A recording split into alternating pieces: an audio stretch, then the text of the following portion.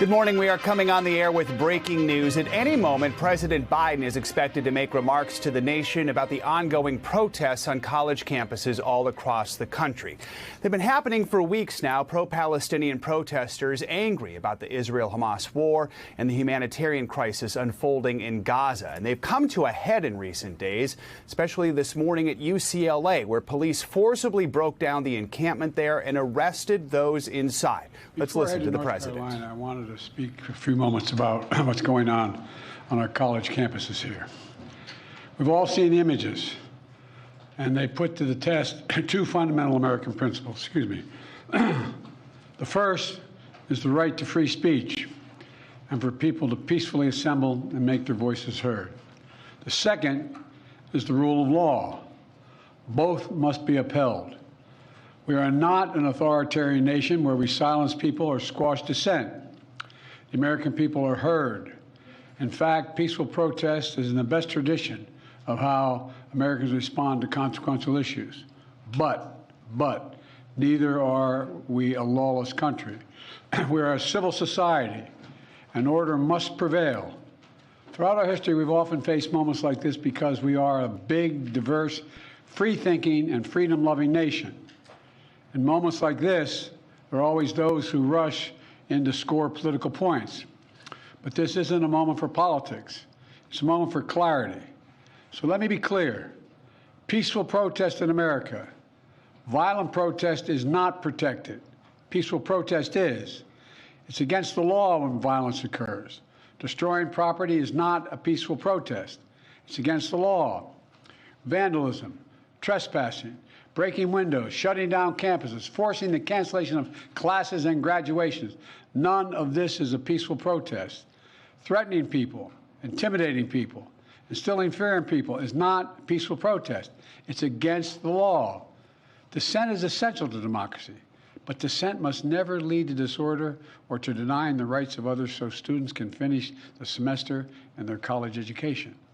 Look, it's basically a matter of fairness. It's a matter of what's right. There's the right to protest, but not the right to cause chaos. People have the right to get an education, the right to get a degree, the right to walk across the campus safely without fear of being attacked. But let's be clear about this as well. There should be no place on any campus, no place in America for anti-Semitism or threats of violence against Jewish students. There is no place for hate speech or violence of any kind, whether it's anti-Semitism, Islamophobia, or discrimination against Arab Americans or Palestinian Americans. It's simply wrong. There's no place for racism in America. It's all wrong. It's un-American. I understand people have strong feelings and deep convictions. In America, we respect the right and protect the right for them to express that. But it doesn't mean anything goes. It needs to be done without violence, without destruction, without hate, and within the law. You know, make no mistake, as president, I will always defend free speech, and I will always be just as strong in standing up for the rule of law. That's my responsibility to you, the American people, and my obligation to the Constitution. Thank you very much. Mr. President, have the protests forced you to reconsider any of the policies with regard to the region? No. Thank you. Mr. President, do you think the National Guard should intervene? No. Mr. President, Do you agree with what the students are calling for? Mr. President, the former President Biden giving brief remarks about the situation unfolding on college campuses all across the country in recent days, talking about the balance between freedom of speech and the rule of law, saying there is a right to protest, but not the right to cause chaos. And when questioned there at the end of his remarks, saying that nothing he's seen over the last days has changed his belief or made him reconsider any policies. Let's get right to senior White House correspondent Gabe Gutierrez. Gabe, did it seem like this was a breaking point? The president needed to come out and say something about what we've seen all across the country recently? Yes, Joe, good morning. The president, I'm sure, and the White House has been watching those images over the last several days. And up until now, the president had taken a largely hands-off approach to this issue, leaving his aides to weigh in. And that had been the position of the White House, that there is a right to protest, but not the right to break the law. But this is the first time we've heard the president say so forcefully over the last several weeks. He had answered a question about the protest last week, but again, this is the first time he said so directly. Now, Joe, this all comes amid the backdrop of the 2024 campaign. And over the last several days, former President Trump and Republicans have tried to blast Democrats as a party of chaos and dysfunction. The Biden campaign has been pushing back hard on that, saying that it was the Trump administration that sowed chaos. Then Biden campaign officials have been largely trying to downplay the protests and trying to argue that other issues were more on the minds of young voters, such as abortion rights and the economy. And on that point, the president is set to head to North Carolina later on today to tout his economic agenda. And the White House says that he will deliver remarks denouncing anti-Semitism next week. Joe? All right, Gabe Gutierrez at the White House. Let's go out to the West Coast. NBC's Liz Kreutz has been on the campus of UCLA for several hours now. Things got especially volatile there this morning. Liz, what's the latest?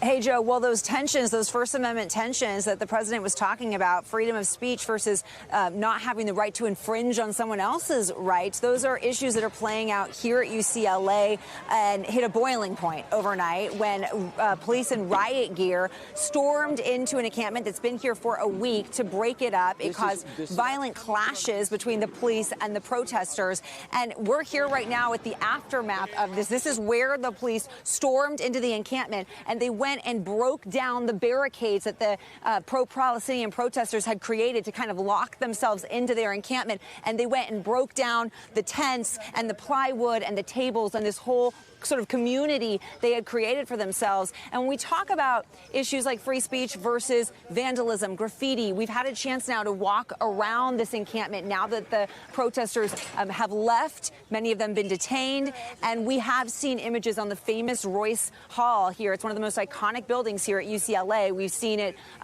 it's vandalized with words like Free Gaza, spray paint all over. So there's going to be a lot of cleanup here for the university and a lot of questions as well for why it took, how they handled it, that it took this to happen for them to come in and essentially create this violence between the police and these confrontations with the police and the protesters. We know that more than 100 protesters were detained this morning. Joe? We don't really have an idea of those more than 100 people who were detained this morning, how many were students versus not students, right? We really don't. And when we try to engage and talk with a lot of these protesters, they really don't want to engage with the media and speak. They have a very rigid, organized system where they go through their media reps that have been designated to speak, and they really don't answer those questions. We were trying to ask some of those questions for some of the people that were detained as we saw them one by one getting taken out by police this morning, and they sort of do not answer that. That said, we do know from talking to them, some are students and some are not, and some are students at nearby universities that have come here to join this encampment, or what was this encampment here on campus. Liz, what is the mood on campus this morning in the wake of everything that's happened? There are still several weeks of classes left, finals and commencements. How are people feeling in the UCLA community right now? It's a very tense time, like it is on all college campuses right now, and not everybody feels the same way about this. You have a lot of the people that are supporting the protesters that do feel like that their rights are being infringed upon, that they should be allowed to protest here, that they have been doing so peacefully, and they would argue the reason they've created such barriers around their encampments is to keep themselves safe, to sort of not lead to any violence and confrontations. But then you have others that I've talked to here at UCLA, some Jewish students who feel like their rights are being infringed upon. They don't feel safe to safely walk around campus. They feel like they've been limited on where on the campus they can really walk right now because of some of the restrictions set up from the encampment. And at nearby USC, University of Southern California, their commencement is now canceled because of some of the protests that have broken out there. All right, Liz Kreutz reporting from UCLA. Liz, thank you so much. That concludes this NBC News special report. We'll have continuing coverage throughout the day on our streaming network, NBC News Now, online at NBCnews.com, and much more tonight on NBC Nightly News. I'm Joe Fryer. Thank you for watching. Thanks for watching. Stay updated about breaking news and top stories on the NBC News app or follow us on social media.